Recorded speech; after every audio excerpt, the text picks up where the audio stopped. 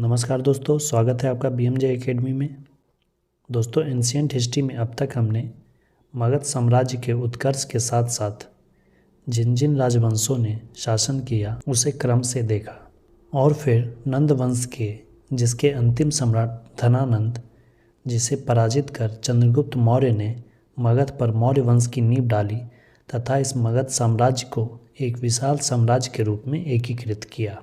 दोस्तों, ancient history के पिछले वीडियो में हमने मौर्य वंश की स्थापना तथा मौर्य वंश के प्रमुख शासक चंद्रगुप्त मौर्य, फिर उसका पुत्र बिंदुसार तथा बिंदुसार का पुत्र अशोक के बारे में प्रमुख बिंदुओं को देखा।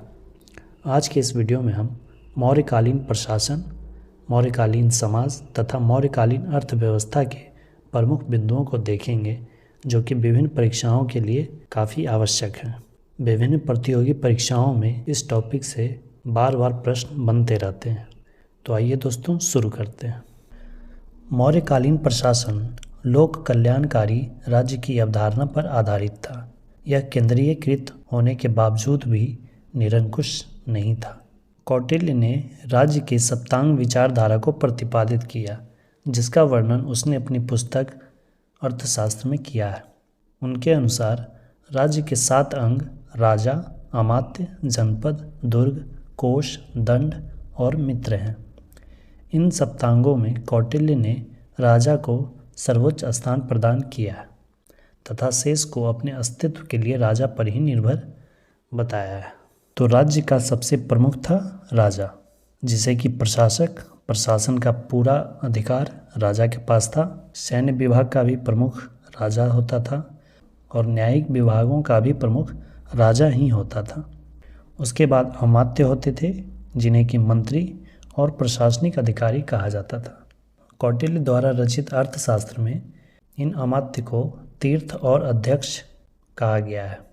अर्थशास्त्र में कुल 18 तीर्थों की चर्चा की गई है, जो कि शीर्षस्थ अधिकारी होते थे। इनका वेतन 48,000 पर्ण था। इनमें से कुछ प्रमुख थे समाहर्ता, जो कि राजस्व विभाग के प्रधान होते थे।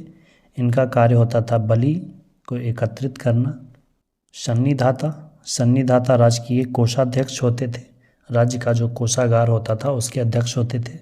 शीताध्यक्ष यह राजकीय कृषि विभाग के सर्वोच्च अधिकारी थे।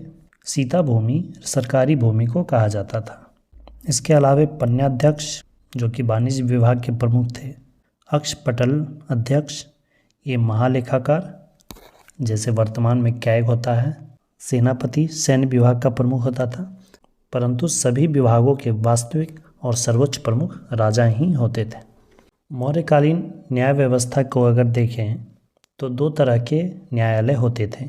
एक होता था धर्मस्थीय न्यायालय, जो कि दीवानी मामलों के लिए होते थे, जैसे भूमि, हिस्सा, विवाह संबंधी मामले। और एक होता था कंटक शोधन न्यायालय, जो कि फौजदारी मामलों के लिए होते थे, जिसमें हत्या, लूट, चोरी इत्यादि शामिल होता था। मौर्यकालीन गुप्तचर व्यवस्था को देखा जाए तो गुप्तचर से संबंधित विभाग को महामात्यापसर्प कहा जाता था। कौटिल्य द्वारा रचित अर्थशास्त्र में गुप्तचरों को गूढ़ पुरुष तथा प्रमुख अधिकारी होते थे, उसे सर्प महामात्य कहा जाता था। अर्थशास्त्र में 2 प्रकार के गुप्तचरों का वर्णन दिया गया है। पहला संस्था का कार्य होता था एक ही स्थान पर रहकर जासूसी करना, और दूसरा होता था संचरा या संचार, जो कि घूम घूम कर जासूसी करते थे। मौर्य प्रशासन भारत का प्रथम केंद्रीकृत प्रशासन था। अब आइए मौर्यकालीन प्रांत के बारे में देखते हैं।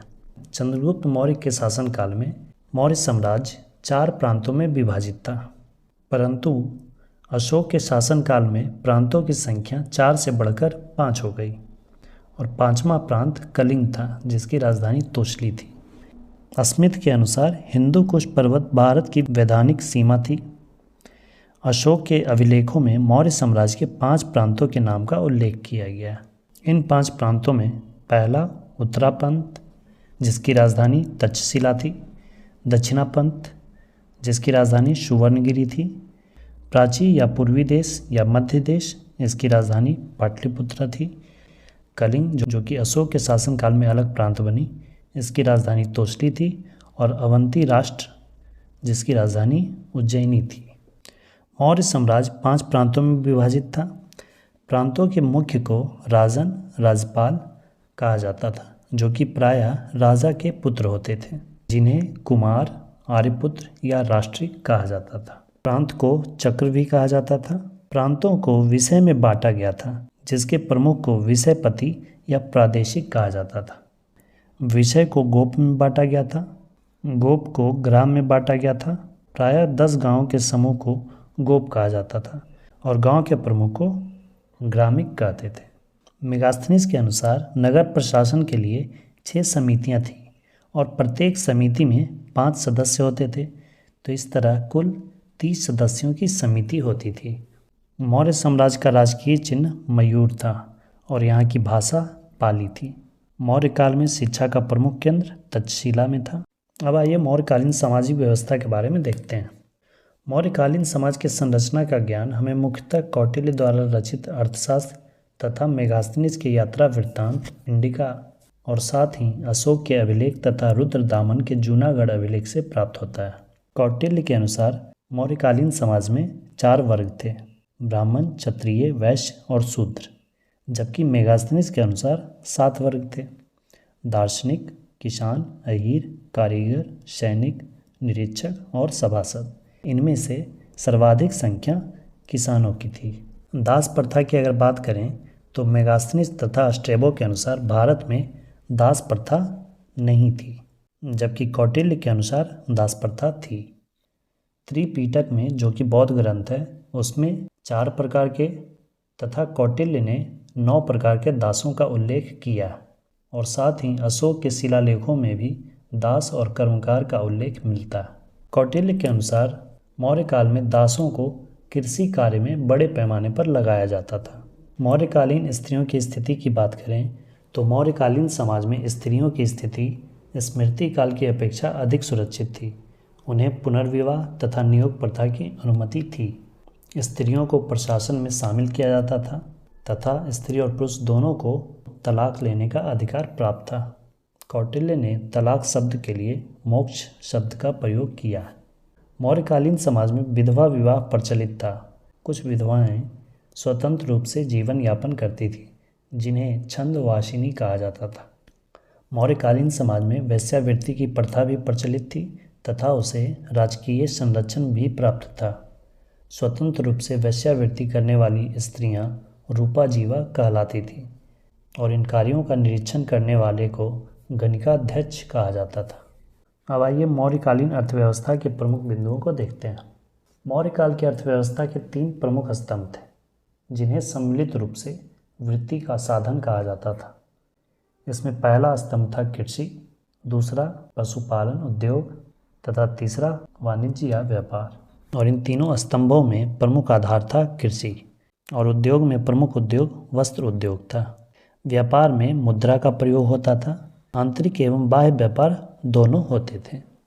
राजकीय भूमि की व्यवस्था करने वाला जो प्रधान अधिकारी होता था उसे शीताध्यक्ष कहा जाता था। मौर्यकालीन कर की बात करें तो कृषि क्षेत्र में कर 1/6 से 1/4 भाग था, जबकि व्यापार क्षेत्र में कर 1/10 भाग था। कर चोरी करने की सजा मृत्युदंड थी। मौर्य काल में भारत विदेशों से भी व्यापार करता था, जिसमें कि रोम, सीरिया, फारस, मिस्र तथा अन्य पश्चिमी देशों के साथ भारत का व्यापार होता था। यह व्यापार पश्चिमी भारत के भरूच या भृगुकक्ष बंदरगाह से तथा पूर्वी भारत में ताम्रलिप्ति बंदरगाह से किया जाता था। मौर्यकालीन मुद्राओं में चांदी की मुद्रा जो कि 3/4 तोले के बराबर थी उसे पण कहा जाता था, जबकि सोने के सिक्के को निष्क या सुवर्ण कहते थे। दोस्तों, आज के इस वीडियो में इतना ही। मौर्यकाल के अगले वीडियो में हम मौर्यकालीन कला, जिसके अंतर्गत अशोक के अभिलेख, शिलालेख, इसके साथ ही स्तूप, राजप्रसाद और लोक कला की चर्चा करेंगे और साथ ही मौर्य साम्राज्य के पतन के कारणों का भी अध्ययन करेंगे। दोस्तों, वीडियो कैसी लगी कमेंट में ज़रूर बताएं। वीडियो को अंत तक देखने के लिए धन्यवाद दोस्तों। जय हिंद, वंदे मातरम।